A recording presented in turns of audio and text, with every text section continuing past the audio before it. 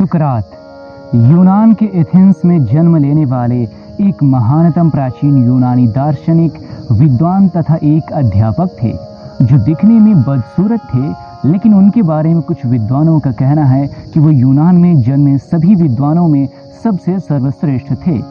सुकरात उच्च कोटि के विवेकी थे। वह बड़े ही ईमानदार, दृढ़ संकल्पी और हमेशा सच बोलने वाले इंसान थे। उन्होंने नीति शास्त्र पर जोर देते हुए लोगों को भौतिक जीवन से उठकर फैसला लेने के लिए प्रेरित किया।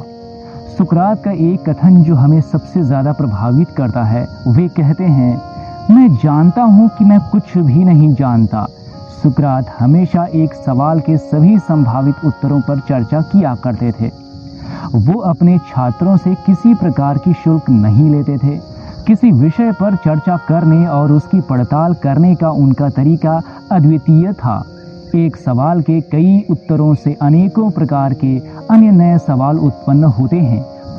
उनका यही तरीका, यानी एक विषय को प्रश्नों और उत्तरों द्वारा समझने की तर्कपूर्ण विधि को ही सुकरात विधि यानी सोक्रेटिक मेथड कहा जाता है। उनकी इसी विधि ने पश्चिमी तर्क और दर्शन प्रणाली की नींव रखी। सुकरात ने किसी ग्रंथ की रचना नहीं की। उनके बारे में आज जो कुछ भी हमें ज्ञान है वो उनके शिष्यों प्लेटो और जेनोफोन की वजह से है। उन्होंने अपनी रचनाओं में सुकरात के बारे में बहुत कुछ लिखा है।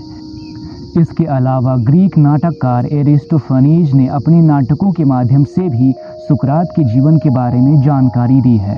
उन्हें राज्य का गद्दार, युवाओं को बिगाड़ने, ईश निंदा करने और नास्तिक होने के आरोपों के साथ जहर का प्याला देकर मृत्यु दंड की सजा सुनाई गई। अब इस महान व्यक्तित्व के कुछ महत्वपूर्ण विचारों को सुनकर जीवन में सीख लेते हुए खुद को प्रेरित करते हैं। वो कहते हैं, जिस जीवन में परीक्षाएं न ली गई हों वो जीवन जीने योग्य नहीं है। मैं किसी को कुछ भी पढ़ा नहीं सकता, मैं केवल उन्हें सोचने पर मजबूर कर सकता हूँ। आश्चर्य ही बुद्धिमानी की शुरुआत है। हर एक व्यक्ति के लिए दयालुता प्रकट करें, क्योंकि हर व्यक्ति कठिनाइयों से जूझ रहा है। अपने आप को जानने के लिए अपने बारे में सोचें। शादी अवश्य करें।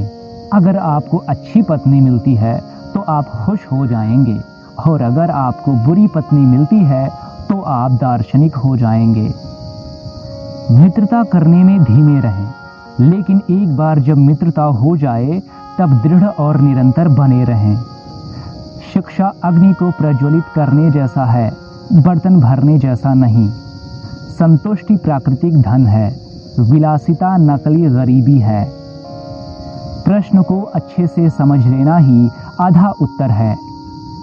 अगर आप अच्छे घुड़सवार बनना चाहते हैं तो सबसे बेकाबू घोड़े को चुनें, क्योंकि अगर आप इसे काबू में कर लेते हैं तो आप हर घोड़े को काबू में कर सकते हैं। विचलन का क्षण आ गया है। हम अपने अलग अलग रास्तों पर जा रहे हैं।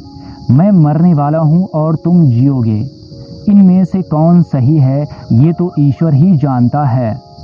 दिमाग ही सब कुछ है। जो तुम सोचते हो वही बनते हो।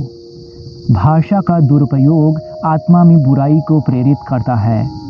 खुशी पश्चाताप रहित आनंद है।